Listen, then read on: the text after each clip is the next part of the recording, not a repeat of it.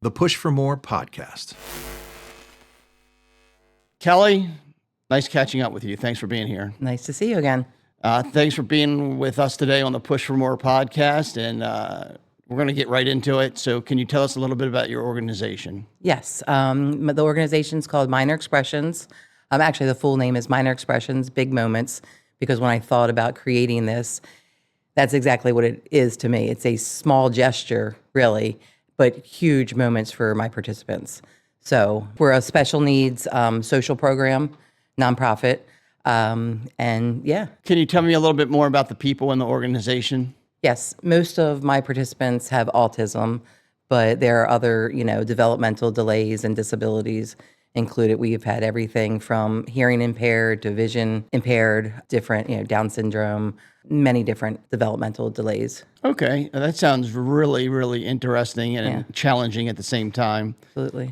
Can you tell me about your mission? I want these participants to have a typical social life that no matter who you are, if you have disabilities, if you don't, you want to be social, you want to have friends, you want to be accepted. So the mission is to give them that, to give them a incredible social life. So you're all inclusive as far as the population that you serve. It doesn't matter really their disability. Right. You accept pretty much everyone. Right. I mean, it could be ADHD, it could anything. Okay. Where are you located? So Parkville is our home base, and we pull from everywhere around the Beltway, really, but a concentration from Parkville, Perry Hall, White Marsh, but all the way from Dundalk, Timonium. I have someone coming from Hereford. So pretty much all around the Beltway.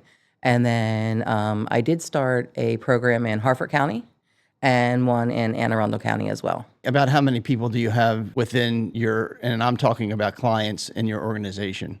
Close to 50. That's excellent. Parkville, my home base one, is probably 23 consistently. Mm-hmm. So, yeah. And how many staff members do you have? We run all on volunteers. Besides myself, I have wonderful volunteers, 3 main volunteers. And then we reach out to high schools. St. Ursula's, even though that's not a high school, their youth group has provided me with many early volunteers. Yes. And we have volunteers from Catholic High, Perry Hall, Parkville, just of various places we have our volunteers. So you're very well-rounded when it comes to location. And speaking of volunteers, I mean, they, I couldn't do it without them. And they have been amazing. And every one of them ends up saying that they're getting more out of it than, they thought just coming to volunteer to get service hours for high school or college, internship or whatever. So that's been really rewarding to see how amazing they are with the participants. Yeah, and you hear that a lot in that kind of job environment, that you get more out of helping than the actual clients get out of you helping them. Yes. Which is true.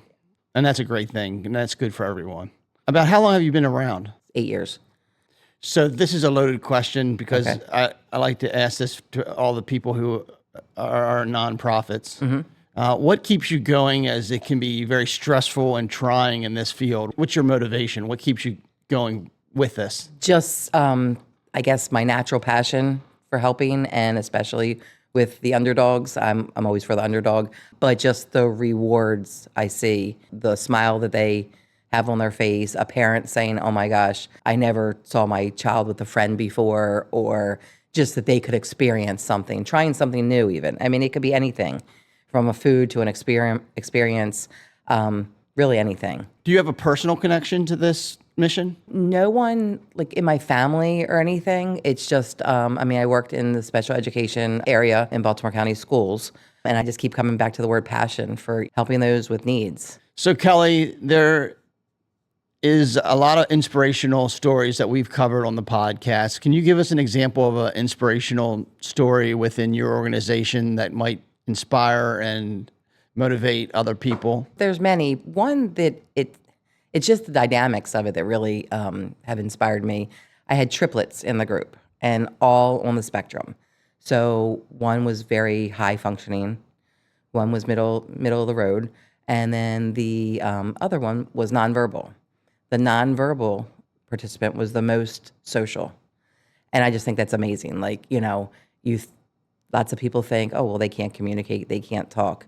No, with the right things, the right tools, he has a device he could type into, or sometimes not even that. He wouldn't even bring that. And he was just there. He was, alert and vibrant and wanting to engage. And yes, volunteers help, my assistants help, but the other participants who also have needs would recognize not only his needs, but they recognize everyone's needs and they step up and they help, things like that. What kind of things would he do that would be social? Just, engaging, just wanting to answer a question, wanting to do the next thing. And where like his brother, who maybe was more able, was a little more reserved. And that's okay. Like everyone is where, one of my sayings is I want to meet each person where they are and help them grow from there. Parents will say they won't do this and they won't do this and they won't try this. And then like in group, they do it. It's nothing really magical. It's no real secret. I mean, I just try to connect with them. And I always tell them this is a safe place, no matter what. This is a safe place for you to be. I will never make you do anything. I like you to try new things. Like we have something at St. Patrick's Day, we call it Eating of the Greens. And I did get that from my son's first grade teacher. They did that. And it was in a way to like just get kids to eat, different foods and try different things that they might not normally try. So I've carried that on. And it's all kinds of green foods, sweet, sour, crunchy, soft, just different textures, because that's something that a lot of them have issues with. Yes. So we make it fun. And, the parents, my child never ate broccoli before, or, what do you mean guacamole, anything green and stuff like that. So that's a really fun way to try it. But like I say, never force. I ask them to try. And I'm saying for these individuals to try different things and to do different things, that's a testament to your leadership, your kindness, your guidance. That really, really is a commendable thing to do for this population. Can you tell me some of the other things that you do as far as engaging them in social activities? Yeah, we meet, and I always try to structure it. I mean, it's the simple things that's getting them to talk. So I usually open up with a question. What's your favorite color? What was the best part of your day? Just random questions. Lots of them can go along with whatever's happening that week. If it's the week of 4th of July, what do you like about being an American? Or what is that to you? Just random things. Yes. But it gets them to talk. We'll go around the room and talk, or they have to, share with each other. We don't do it really long because we want to get them up and moving or into other activities. That's just one of the things we do. I call it skills and activities because they're still learning skills. A lot of them are still learning just the regular social skills, how to wait your turn, how to answer back or to extend the conversation instead of hi, hello, and it's done. So we practice on things like that, but we're really activity-based also, just having fun. And I slip in the skills, basically. I don't make it like so strict, They don't realize sometimes what the skill is. They recognize the skill, but they don't understand that they're actually doing it in a fun way. So we also have outings. We've been, I know you talked about going bowling and Yes. some of the other activities we talked about off camera. Yeah, we've been bowling. We've been fishing. They love fishing. That was a great time. We'll go up to the avenue and to that little Turf field. Yeah. Just go and have ice cream. Something as simple as that. They order their own ice cream. That's a beautiful location as well. Oh, it's very pretty to sit out. Yeah. Yeah. But yeah, they're just ordering something on their own. That experience, paying, for themselves, and just have fun. Yes. So that's the main objective, is to learn some skills and have some fun. Yes. Can you tell us how people can donate to your organization? Yeah, they can contact me, Kelly Wernz, at Minor Expressions, minorexpressions.org. I have a Facebook page as well. And then I also wanted to ask you, because we're always, as nonprofits, looking for people to get involved. How can people get involved with you? Contact me. Okay. Yes, contact me. And what does it take to be involved in this kind of organization? It depends what kind of involvement you want. If you want to be a volunteer, you come say, hey, I'd like to volunteer, or, have my company, some employees from my company come and volunteer, or sponsor an outing, or join us on an outing. If it's, monetary donations, hey, we would like to give to your nonprofit. We can have a conversation about it, and as much or as little as they want to be involved. But I'm definitely really trying to engage with the community, and I think we're out there, and we've had some help. I will say, being a nonprofit it's hard. as far as, the support. Yes. And I try to keep my costs down as much as possible. And that has been recognized through the community. They're like, you're charging way too little. But I just want to give and, deliver a good service. Yeah, and you are delivering a good service, and it's very well appreciated. Can you tell me about maybe an inspirational story from a volunteer where you had a special bond between the individual or the participant and the volunteer? There's like everyday little inspirations that I see.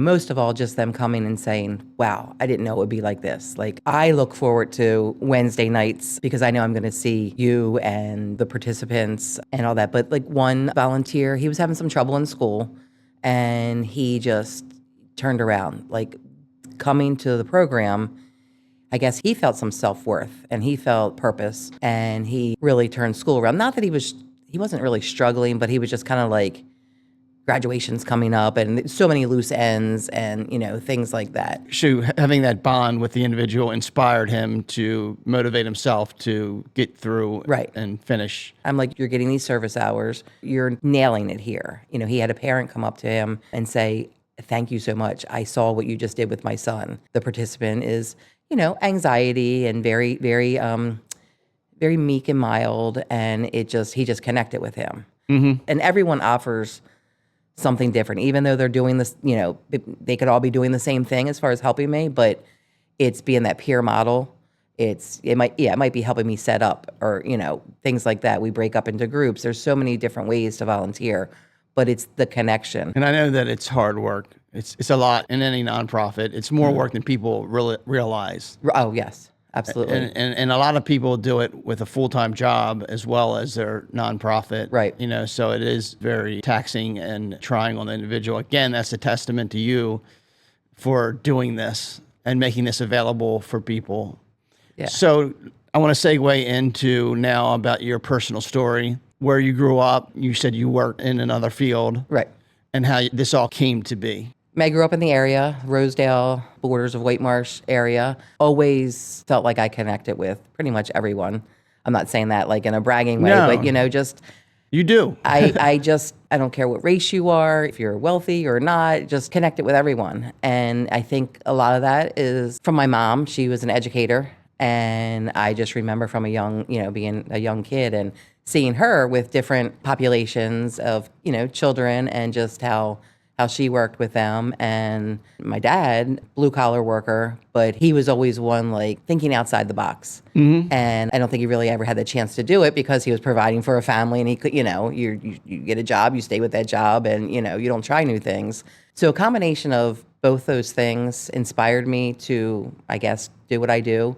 So yes, I worked for Baltimore County. I worked in the special education inclusion setting. Even though it's a great idea and it's awesome when it works, but being included doesn't just mean putting them there. Yes.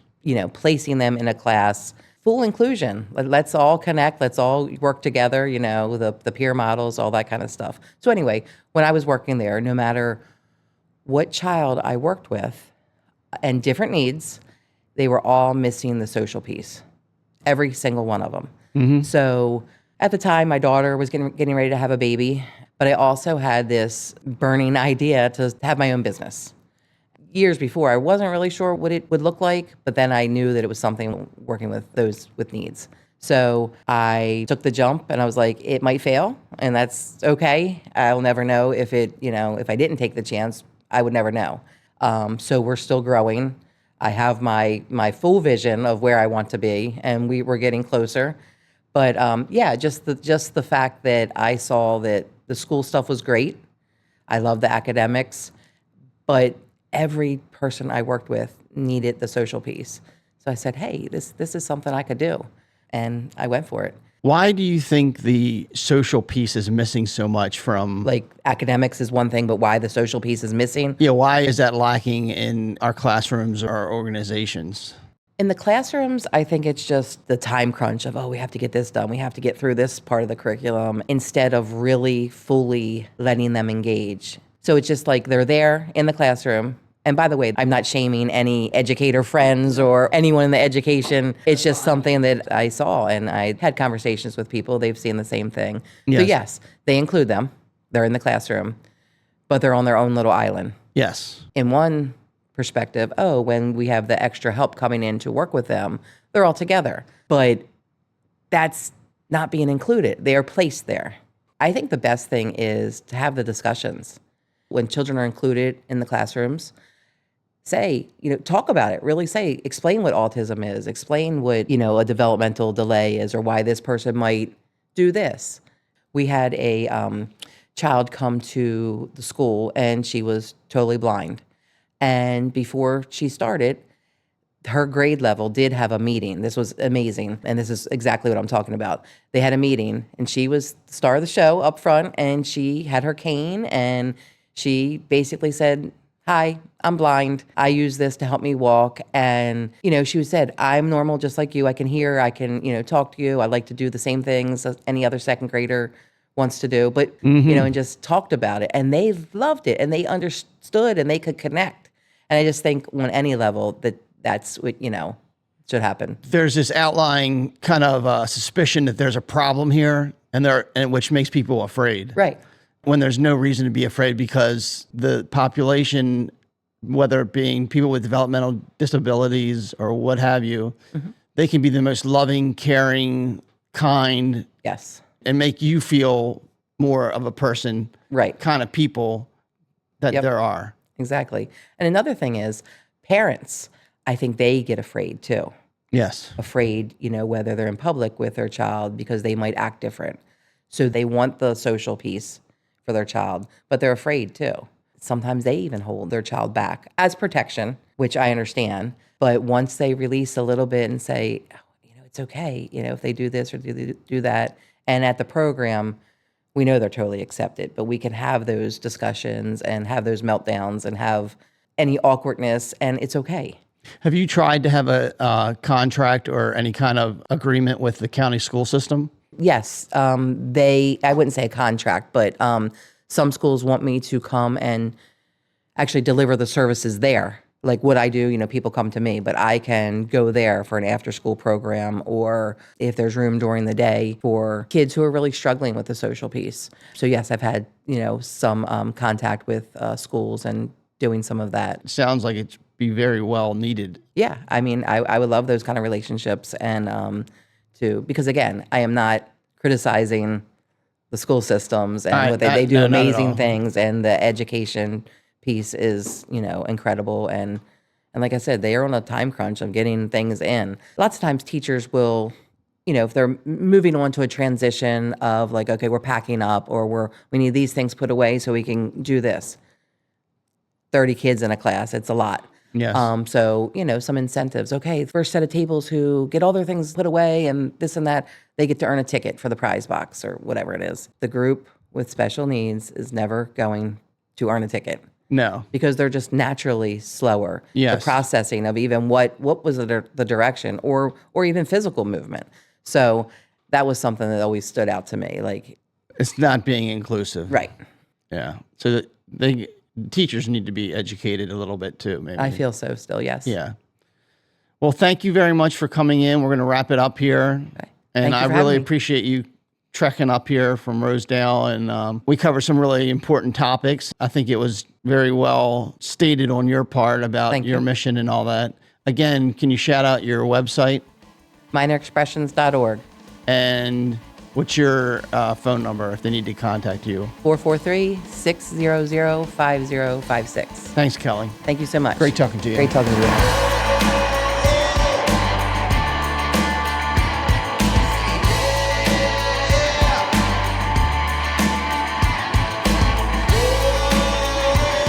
Thanks for tuning in to the Push for More podcast. To join our mentor network or appear on the podcast, feel free to reach out to us at thepushformore.com. And if you have the means, please consider making a tax-deductible contribution to help support our mission. Also, don't forget to like, share, and subscribe. Every little bit helps us push forward.